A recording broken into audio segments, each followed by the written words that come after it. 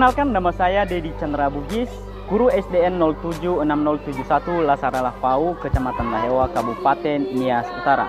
Lokasi sekolah saya berada di daerah yang termasuk kategori daerah terpencil, sehingga akses jalan menuju sekolah kurang mendukung. Namun, saya tetap berusaha menjunjung tinggi nilai integritas dengan datang ke sekolah tepat waktu. Tahun ini, sekolah saya menjadi salah satu pelaksana program sekolah penggerak. Pada tahun bersamaan, sekolah saya juga mengimplementasikan kurikulum Merdeka Belajar yang kami mulai dari kelas 1 dan kelas 4 sebagai sampel. Sebagai upaya mewujudkan siswa yang berprofil pelajar Pancasila, kami berusaha untuk memberikan teladan yang baik bagi siswa agar memiliki sikap religius dan berakhlak mulia, dengan tetap berdoa sebelum memulai pembelajaran dan menerapkan budaya 3S, yaitu senyum, sapa, dan salam, yang kami mulai dari diri kami sebagai tenaga pendidik, sehingga nantinya memberikan dampak positif kepada anak-anak sehingga dapat mengimplementasikan dalam kehidupan mereka sehari-hari. Di samping itu, kami juga membiasakan siswa untuk menjunjung tinggi nilai gotong royong melalui kegiatan pembuatan lahan tanaman palawija sebagai wujud dari P5.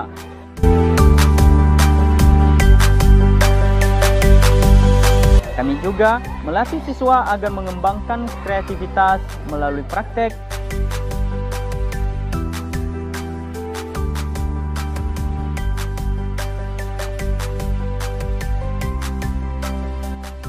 dan mengembangkan bakat melalui ekstrakurikuler seperti karate.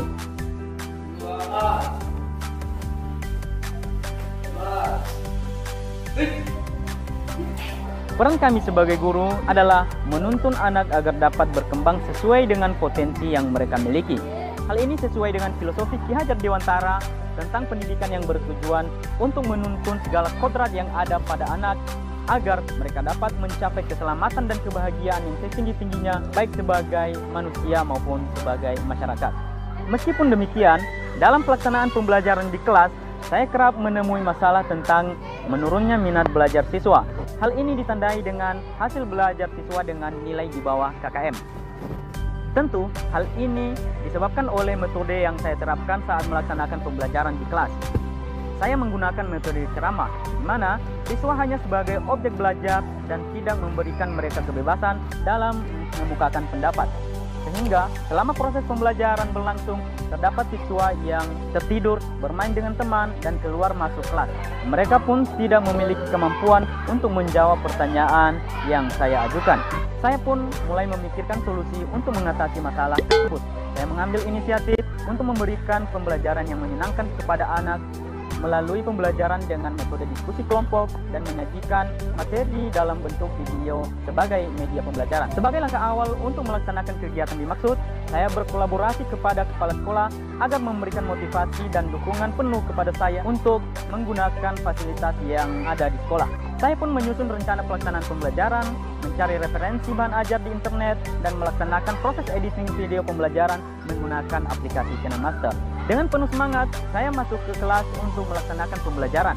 Seperti biasa, saya menanyakan kabar dan kehadiran siswa, mengajak mereka berdoa agar nilai religius tertanam dalam hati mereka, mengajak mereka menyanyikan lagu wajib untuk menanamkan rasa nasionalisme.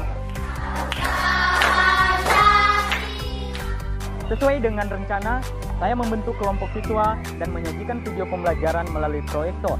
Saya menyuruh siswa untuk mengamati video yang saya tampilkan dan mengerjakan LKPD yang saya bagikan secara berkelompok untuk dipresentasikan di depan kelas. Nanti Bapak akan menampilkan video dan kalian mengamatinya. Setelahnya nanti Bapak kasih tugas kelompok. Oke, tepuk semangat.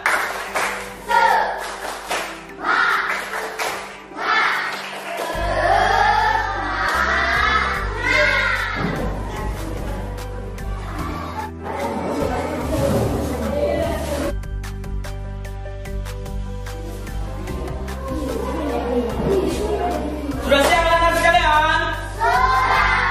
Oke, siapa yang mau pertama presentasi ke depan? Kedua sapi kucing, keempat cacing. Saya merasa sangat bahagia karena melihat siswa sangat aktif selama pembelajaran, berani untuk tampil di depan kelas dan memiliki keinginan untuk menjawab pertanyaan dari kelompok lain. Hal ini sangat berbeda jika dibandingkan dengan pembelajaran sebelumnya.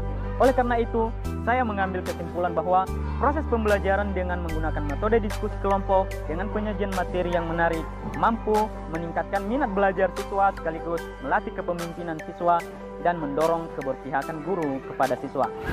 Terima kasih, salam dan bahagia. Baik, terima kasih kesempatan yang telah diberikan kepada saya untuk memberikan beberapa testimoni dari apa kegiatan yang telah dilaksanakan oleh Bapak Gedi Chandra Bugis. Jadi secara menyeluruh dengan apa yang sudah dilaksanakan oleh Bapak, berdasarkan pemantauan saya bisa saya apresiasi bahwa sudah sangat bagus. Kenapa? Dengan pelaksanaan pembelajaran yang berbasis IT, kemudian Bapak sudah melaksanakan pembelajaran inovatif di sekolah kita. Menurut saya sudah lebih mantap. Kenapa?